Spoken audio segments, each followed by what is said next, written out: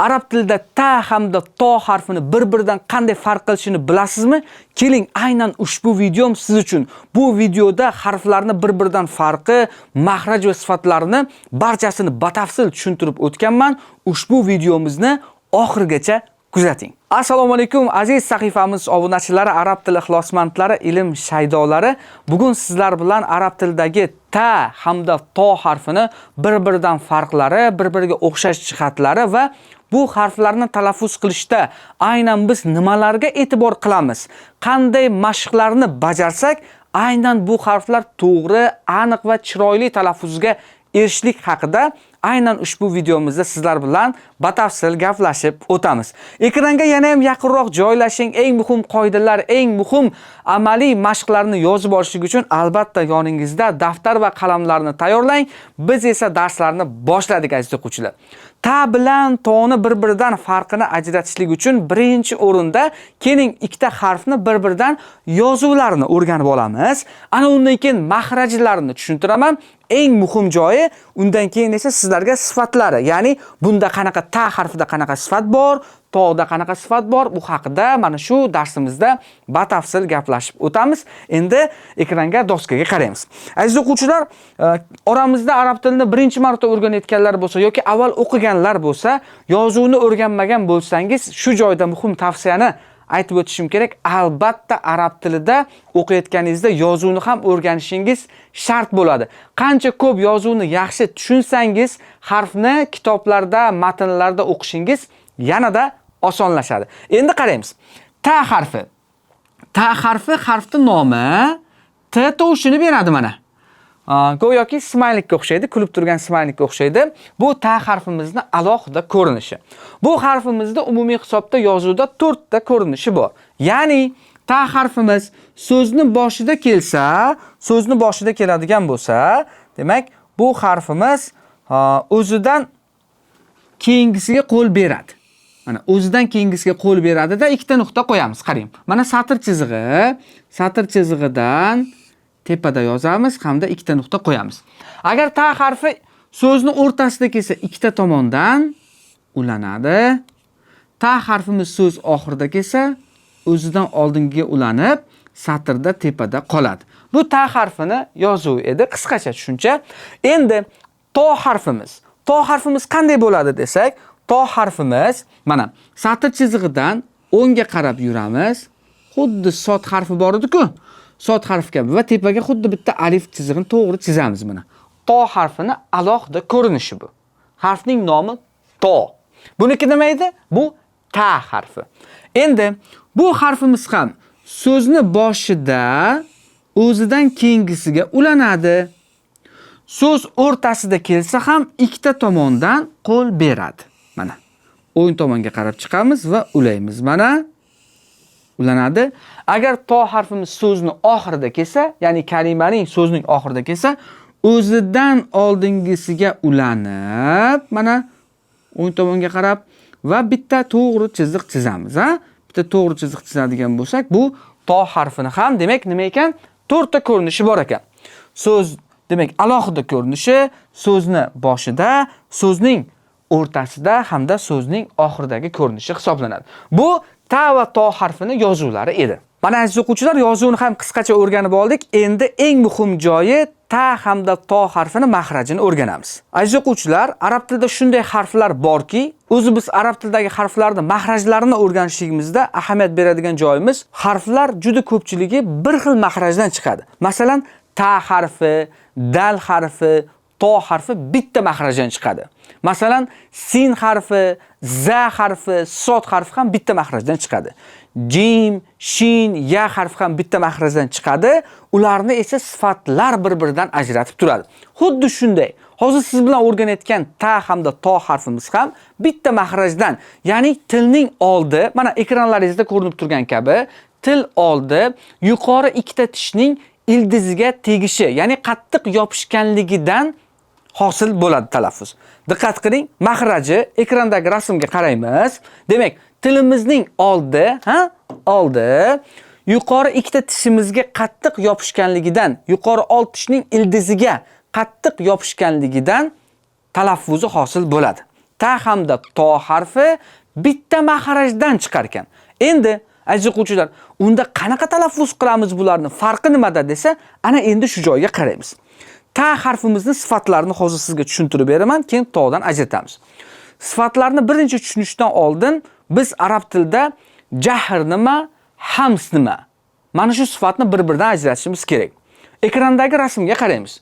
Bu ekrandagi rasmda tovush paychasini holati keltirilgan, ikki xil holat turibdi, qarang. Birinchi holatda mana bu kekirdagimiz bor-ku. Mana shu kekirdagimizning ichida tovush paychasi, un paychasi, tovush naychalari bir xil ma'noda keladi, ha? Mana shunday holat bor ichida. Bu bizni har bir harfni talaffuz qilayotganimizda, nafaqat o'zbek tili, arab tilida, umumiy nutqimizdagi harflarni talaffuz qilayotganimizda, bu tovush paychasi harflarni talaffuz qilishda eng asosiy rolni o'ynaydi. Harflarni talaffuz qilayotganimizda ekranga qarasangiz, ba'zi payt tovush paychasi ochiq bo'ladi, ba'zi paytda mana yopiq turibdi. Unda nima hosil bo'ladi desa, biz harflarni talaffuz qilayotganimizda agar tovush paychalari ochiq bo'ladigan bo'lsa, harf chiqadigan maxrajiga harfni havo bilan aytamiz. Ya'ni harfning maxrajiga ko'proq havo o'tadi, oqibatda tovush pastroq chiqadi. Agar tovush paychasi mana rasmdagi kabi yopiq bo'ladigan bo'lsa, kichkinagina mana shu kekirdagimiz ichidagi narsa yopiq bo'ladigan bo'lsa, harfni talaffuz qilish vaqtimizda tovushni kelayotganda havo kam keladi. Harfni talaffuz qilayotganimizda havo kam o'tadi, deyarli havo bo'lmaydi va harfni aytayotganimizda tovush jaranglab, shovqin bilan baland ovozda chiqadi. Aniq, tiniq chiqadi harf. Bu harfni biz o'zbek tilida jarangli va jarangsiz deb qoidaga bo'lamiz. Endi xulosalaymiz, aziz o'quvchilar. Arab tilidagi harflar tovushning jarangli va jarangsizligiga ko'ra jahr hamda hams sifatiga bo'linadi. Jahr hamda hams sifatiga. Endi agar biz harfni talaffuz qilayotganimizda tovush paychasi ochiq bo'lsa, rasmdagi kabi, maxrajiga havo ko'p o'tadi, harfni talaffuz qilayotganimizda havo bilan aytamiz. Agar tovush paychasi yopiq bo'lsa, demak maxrajiga havo o'tmaydi, ovoz shovqin bilan chiqadi, quloqimizda zing'illash shovqin paydo bo'ladi va havo o'tmaganligi evaziga harf aniq va tiniq chiqadi, baland chiqadi, jarangdor, jaranglab chiqadi. Bu harfni biz jarangli, ya'ni jahr sifati deb ataymiz. Endi e'tibor qarating. Endi doskaga qaraymiz, aziz o'quvchilar. Demak, biz ta harfini talaffuz qilayotganimizda, bunda hams sifati bor. Hams nima edi? Hozir yuqorida tushuntirganim kabi, tovush paychasi ochiq bo'ladi, maxrajiga havo bilan o'tadi. Shuning uchun bu harfimiz jarangsiz bo'ladi. Ya'ni hams bo'ladi. Endi to harfi. Bu harfni biz talaffuz qilayotganimizda tovush paychalari yopiq bo'ladi, maxrajiga havo o'tmaydi, ovoz aniq, tiniq, jaranglab chiqadi. Bu harfni sifati nima ekan? Jahr. Endi mana ajratib oldikmi? Qarang. Yuqorida aytdikki, ta ham, to ham bitta joydan chiqadi, lekin ikkalasini sifat ajratib beryapti. Demak, ta harfini talaffuz qilayotganimizda maxrajda havo ko'p bo'ladi, havo bilan aytamiz. Jarangsiz bo'ladi, ovoz past chiqadi.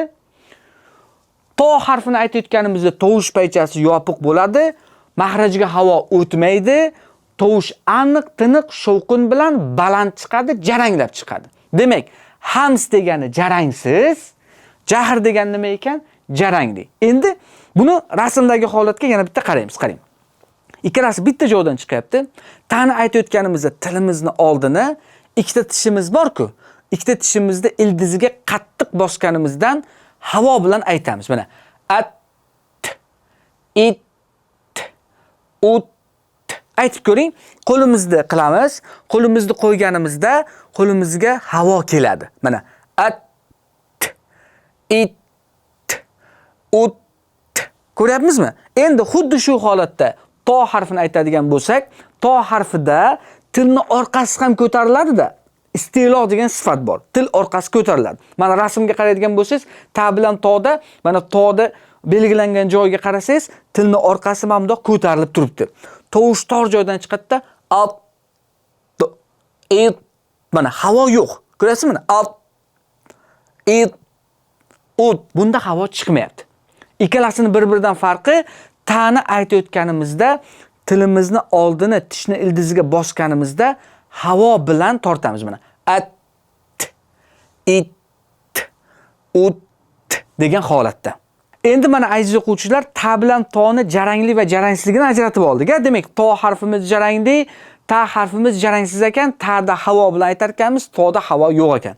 Endi ikkalasini bir-biriga o'xshash jihati bor. Diqqat qiling, qarang. Ta harfimiz ham, to harfimiz ham. Ikkalasini bir-birine demak o'xshash jihati, ya'ni bitta sifat bor ikkalasida. Bu nima sifat desa, mana lotinchasiga yozamiz. Shidda. Mana ikkita d bor. Shidda. Shidda sifati nima desa, ta hamda to harfini aytdik-ku, tilni oldi, ikkita tishni ildiziga qattiq yopishgandan chiqadi dedik-ku. Biz bu harflarda shidda sifati shunday sifatki, harfni talaffuz qilayotganimizda harf mahraji to'liqonli yopilib qoladi. Mana at yopib qo'yapmiz-ku. At yopyapmiz. Ana o'sha shidda sifatini ikkisi ham oladi. Diqqat qiling. Shidda shunday sifatki, biz harflarni talaffuz qilayotganimizda ba'zi harflarda rohova degani u cho'ziluvchan, sirg'aluvchan o'zbek tiliga. Az, au, ay, mana cho'zib aytyapmiz. Qarang. Aymu, azru. Lekin ta harfini aytayotganimizda, masalan, amarat, alimat. Ko'ryapsizmi? Tezda aytayapman. O shidda sifati shunday sifatki, ta'da ham, to'da ham bor. Bu harflarni biz arab tili matnlarini o'qiyotganimizda tez talaffuz qilamiz, mahraji to'liqonli yopilib qoladi. Mana at deb cho'za olmaymiz bu harflarni. Shidda sifati shundayki, mahraj harfni talaffuz qilayotgan vaqtimizda tovush mahrajda keskin yopiladi. At ta'da havo bor, at to'da havo yo'q. Chunki bu jahr sifatini oladi. Ikkalasi shidda sifatida bir xil bo'ladi. Endi aziz o'quvchilar, ikkalasini yana bir-biridan farqlarini o'rgataman. Qarang. Boya shiddada ikkalasi bittasi jamlandi-yu, bitta sifatda, mahrajda chiqishiga ko'ra. Endi biz harflarni talaffuz qilayotganimizda ba'zi harflarni ingichka aytamiz. Ya'ni mana ekranda qarasangiz, tilni orqasi ochiq turibdi ta'da. Qarang. Ta'ni buni belgilangan joyga qarang, tilni orqasi ochiq turibdi-da, talaffuz qilayotganimizda mana ta detganimizda tovush til orqasida bemalol o'tib ketyapti. Qisilmayapti, tor yo'ldan chiqmayapti, bemalol o'tyapti. Ana o'sha ta harfida mana ta, ti, tu. Qarang, lablarimga qarang mana. Ta, ti, tu. Hech qanday qiyinchiliksiz to'g'ri talaffuz kelyapti. Ana o'sha sifat istifola. O'zbek tilida ingichka deymiz. Ta harfini talaffuz qilayotganimizda til orqasi ochiq bo'ladi. Shuning uchun bu harfimiz ingichka bo'ladi, ta harfimiz. Mana farqi. Endi to harfimiz esa istilo, ya'ni ko'tarilish, yuksalish degan ma'noni anglatadi. Lug'aviy ma'nosi, yana ham sodda qilib aytganda yo'g'on degani. Istilo sifati shunday sifatki, mana rasmga qaraymiz. Rasmda qarang, belgilangan joyda tilni orqasi ko'tarilyapti-da.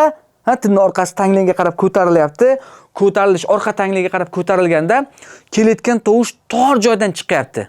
Tor joydan chiqqani evaziga tovush yo'g'onlashib ketadi. Shunda to deb aytamiz. Til orqasi ko'tariladi mana. To. Ko'ryapsizmi? Ana o'sha sifat nima ekan? Istilo sifati. Shunda ta harfimizda til orqasi ochiq, ingichka, istifola. To harfimizni talaffuz qilayotganimizda til orqasi mana ko'tarilyapti. Istilo sifatini oladi. Shunda ta harfimiz istifola, ingichka, to harfimiz istilo. Bir-biridan yo'g'on va ingichkaligi bilan farq qiladi aziz o'quvchilar. Hurmatli kuzatuvchilar, agar siz arab tilidagi bilim va tajribangizni aynan o'zim bilan birgalikda onlayn yoki offlayn formatda yana ham mustahkamlamoqchi bo'lsangiz, aynan o'zim tomonlama amalga oshiriladigan onlayn va offlayn formatda arab tilini noldan o'rgatuvchi, har bir harfning mahraj va sifatlari bilan batafsil ham nazariy ham amaliy o'rgatuvchi maxsus oylik to'lovlari bor bo'lgan kurslarimiz bor. Ushbu kurslarimizga yozilishlik uchun har doim izohlarda maxsus havola linkini qoldiraman. Albatta ro'yxatdan o'ting yoki ekranlaringizda ko'rinib turgan quyidagi raqamlarga qo'ng'iroq qiling. Bizni kurslarimizda o'z tajriba va bilimlaringizni oshiring. Barchalaringizni kurslarimda kutib qolaman. Aziz o'quvchilar, ekranga yana ham yaqinroq joylashing, chunki juda ham ko'p sifatlarni aynan sizga bitta darsda jamlab berishga harakat qilyapman. Yana eng zo'r kalitlarni, eng sir sanoatlarni aynan mahraj va sifatlardagi joylarni tushuntirib beraman. Qaraymiz. Biz harflarni talaffuz qilayotganimizda ba'zi harflarda talaffuz qilishligimizda mana, til va yuqori tanglar orasida mana ekrandagi rasmga qarang. Til va yuqori tanglar orasida tovush hech qanday qiyinchiliksiz, qamalmasdan, dimlanmasdan, ovoz qisilmasdan to'g'ri o'tadi. Mana qarang. Mana yaqinroq nima qilamiz? Yuzimdagi harakatga qaranglar mana. Ta. Ovoz to'g'ri o'tyapti, tilim o'zini holatda turibdi mana. Ta, ti, tu. O'zingiz ham talaffuz qilganda e'tibor qarating, tovush yig'ilmayapti, qiyinchiliksiz ta deb aytayapsiz. Endi shunday harflar borki, biz ularni talaffuz qilayotganimizda tovush til bilan, til hamda tilni old yuzasi bilan, tilni old qismi bilan yuqori tanglar orasida tovush cheklanadi. Tovush ozgina yig'ilib, dimlanib, keyin chiqadi. Ana shu sifatlar nima deyilishi haqida hozir ko'rsataman, qarang. Infitah degani til bilan yuqori tanglar orasida tovush yig'ilmasdan ochiq yoyilib chiqishi infitah deyiladi. Infitah so'zining ma'nosi o'zbekchasiga ochiq desak bo'ladi. Ochiq yoyilish. Ya'ni til bilan yuqori tanglar orasida tovush qamalmasdan to'g'ri ta, ti, tu deb bemalol aytasiz. Endi itbaq sifati yopiq, dimlanish, qamalish deb olsak bo'ladi. Buni yopiq, itbaq sifati yopiq, dimlanish, qamalish deymiz. Bunda nima bo'ladi desa, til bilan yuqori tanglar orasida tovush birozgina yig'ilib, birozgina dimlanib, keyin chiqadi. Ana o'sha sifat itbaq deyiladi. To harfimizda bor. Shunda bir-biridan farq qiladi. Qarang. Ta'ni aytayotganimizda ta, ti, tu tovush ochiq, yoyiq ketyapti, qamalmayapti, to'g'ri o'tib ketyapti. Mana ta, ti, tu. Endi to'ni aytayotganimizda, mana bu og'iz bo'shlig'imizda tovush borku, to'g'ri tepaga qarab yig'ilyapti mana. To, ti, tu. Ya'ni to demayapman-da, to'g'ri aytmayapman-da, tovushni ozgina yig'ib, shunda mana tilimizni oldini tepa ikkita tishda ildiziga qo'yapmiz-ku, o'shandan tovush yig'ilib keyin aytilyapti mana. To, ti, tu. Mana shu itbaq sifati hisoblanadi. Ya'ni to'g'ridan to'g'ri ochiq to, ti, tu desak xato bo'ladi. Ya'ni aytmoqchimanki, o'quvchilar, ta'ni to'dan farqi, infitah sifati bor ta'da tovush yig'ilmasdan to'g'ri o'tadi, ochiq bo'ladi. Til bilan tanglar orasi. To'da esa tovush birozgina yig'ilib, ovoz cheklanib, ozgina tovush dimlanib, ozgina qisilib, keyin chiqadi. Shunda ta, ti, tu, to, ti, tu deb aytamiz. Ta harfimiz barcha harakatlarda, fathada ham, kasrada ham, zammada ham ingichka o'qiladi. Ta, ti, tu. To harfimiz esa, to harfimiz, qarang. To'ni aytayotganimizda, to desak ham, ti deganimizda ham, tu deganimizda ham yo'g'on o'qiladi. To, ti, tu. Ya'ni ozgina tovush yig'ib keyin aytamiz. To emasda. To, ti, tu deb aytishimiz kerak. To harfini talaffuzdagi xato to, ti, tu. Mana ti unaqa emas. Ti, tu deb tovushni yig'ib, itbaq sifatini berib, keyin aytsak, inshaalloh to'g'ri talaffuzga erishamiz. Endi aziz o'quvchilar, yana eng muhim bitta qo'shimcha sifat, ya'ni ziddi yo'q sifat haqida gaplashamiz. Qarang. Biz boya gaplashdikki, o'quvchilar, ta harfi hamda to harfida shidda sifati bor dedik. Shidda sifati harfni talaffuz qilayotganimizda harf mahrajida tovushning keskin yopilishi, tezlik bilan yopilishi, shiddat bilan mahrajiga qattiq bosilishi. Qarang. At detganimizda ta'da mahrajiga bosamiz, ikkita tishni ildiziga orqasiga bosganimizdan, tortganimizdan havo bilan at deymiz, havo chiqadi dedik. Endi toni aytganimizda tortganimizda tovush chiqmay qolyapti. Nimaga desa, diqqat qilingizlar. Boya biz boshida gaplashdik buni. Hams sifati dedik. Hams ta'da bor, bunda havo bor. Shuning uchun at deyotganimizda chiqayapti. Toda esa jahr sifati bor. Jahr sifatida boshida gaplashdikki, mana ekrandagi rasmga qarangizlar. Jahrda tovush paychasi yopiladi, mahrajga havo o'tmaydi dedik. Hamsda esa tovush paychasi ochiq bo'ladi, mahrajga ko'p havo o'tadi dedik. Ovoz pastroq chiqadi dedik. Endi to harfimiz ham, ta harfimizda ham ikkalasini jamlab turgan narsa, ya'ni ikkalasini o'xshashligi, shidda sifati bor edi-ku. Mana shidda. Shidda nima edi? Ikkalasi mahrajda qattiq yopilardi. Endi to harfini aytayotganimizda o'zi tovush paychasi yopib bo'lgani uchun havo kelmayapti. Shidda kuchli sifat, mahraj to'liq yopilyapti, tovush chiqmay qolyapti. Qarang, qarang, eshitilmayapti sizga. Mana mikrofonda ham eshitilmayapti mana. Tilni orqasini ko'taryapman. Endi nima qilish kerak desa, ta nimaga chiqyapti desa, unda havo bor. Tortganingizda havo bilan tortganingiz uchun havo beryapsiz, o'shaning uchun bo'lib chiqyapti. Endi bunda qo'shimcha sifat bor. Qalqala degan sifat bor. Mana qalqala deyiladi. O'zbekchasiga qalqala deylik. Mana qalqala. Qalqala sifati nimaga kerak deganda qarang. O'zi jahr edi-ku bu sifatimiz. Harfda jahr sifati bor edi. Havo kelmayapti. Shidda sifati, kuchli sifat, tovush yopildi. Havo bu yoqda kelmayotganligi va tovushni mahrajda yopilgani evaziga harf chiqmay qolyapti, past bo'lib qolyapti ovoz. Shunga sifatga qalqala sifatini beramizda mahrajdan bitta tebratamiz. Qalqala so'zining ma'nosi tebratish, tebranish degani o'zbek tilida. Bunda nima qilamiz? Alt deb aytayapmiz-ku. Alt deyotgan joyimizdan bitta tebratamiz. Alto. Topib oldik, mana endi bitta tebratamiz. Eto. Olto. Ko'ryapsizmi? Ta harfida qalqala yo'q, chunki hams unda havo bor, tovush chiqyapti harf. To harfida jahr bor, havo kelmayapti, shidda bo'lganligi uchun tovush pasayib ketdi. Bu jaranglik-ku. O'shaning uchun unga qalqala sifatini beramizda alto, eto, olto. Masalan, faqolto. Ko'ryapsizmi? Tebratib yuboramiz. Ana o'shani evaziga to harfimiz portlab chiqadi. O'zbek tilida portlovchi degan nima bor-ku, fonetik qoida. O'shanaqa to harfimiz portlovchi hisoblanadi. To, ti, tu, ta, ti, tu.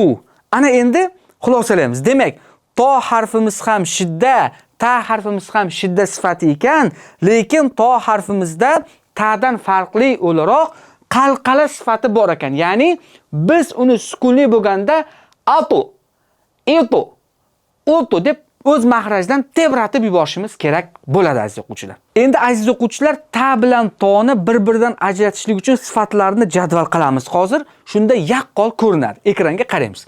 Birinchisi, mana ta harfi demak sifatlari. Hams nima degani edi? Jarangsiz degani hams. Ikkinchi sifat, ya'ni bu hams tovush paychasi ochiq.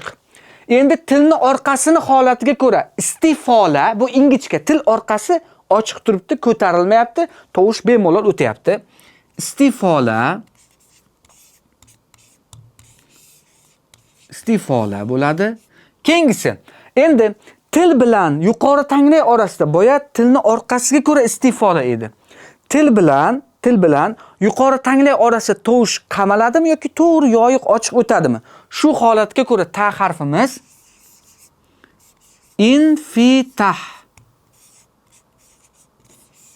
infitah bo'lyapti va ta harfimiz mahrajida qanaqa bo'ladi? U sirg'alib chiqadimi yoki qisman yopiladimi mahraji yoki cho'ziluvchan bo'ladimi? Shunga ko'ra shidda.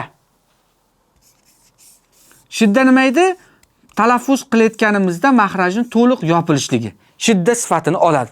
Demak, hams jarangsiz, istifola ingichka, infitah til bilan tanglay orasi ochiq, Mahrajida esa turish mahrajida tovushning chiqish holatiga ko'ra shidda sifatini oladi. At, it, ut.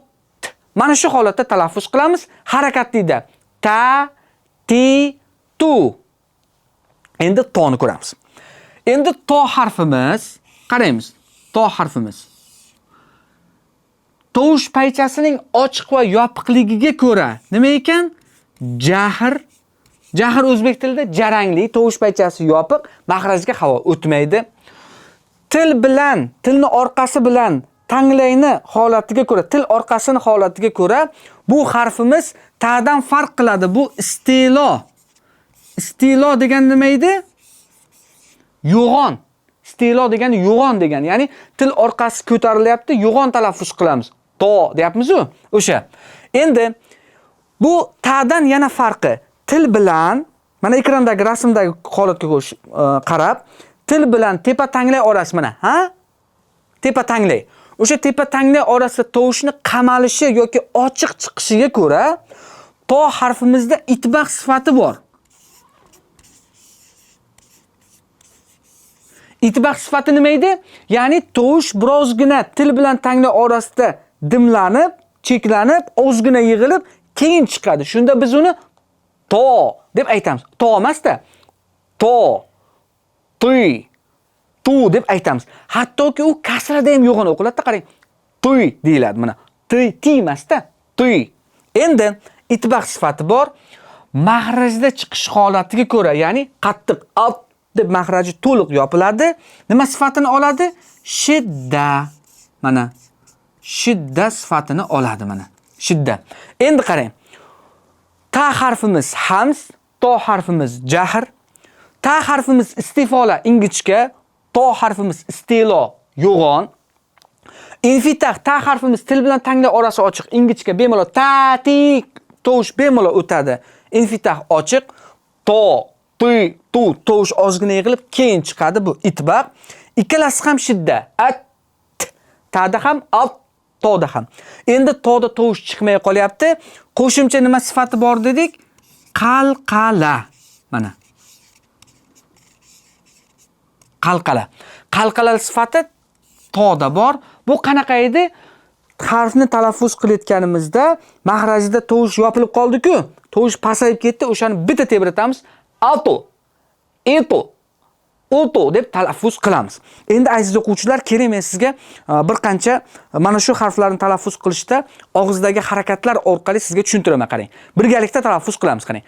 Ta, ti, tu. Mana gavda tik tursin va og'izni yaxshilab ochamiz uni. Ta, ti, tu. Endi toni aytayotganimizda tilimizni oldini to'liq tepa tishda ikkita ildiziga qo'yamizda to. Tovushni ozgina yig'amiz. Ti, tu. To, tuy, tu. Endi sukunli bo'lganda ta'da havo bor. At, it, ut. Tortganimizda havo bilan kelyapti. Endi to'da esa qo'shimcha qalqala sifat bor. Ya'ni at, it demaymiz-da. Ato, eto. Unda havo kelmaydi. Oto. Unda qalqala qilishlikning bitta yo'li, life hacki.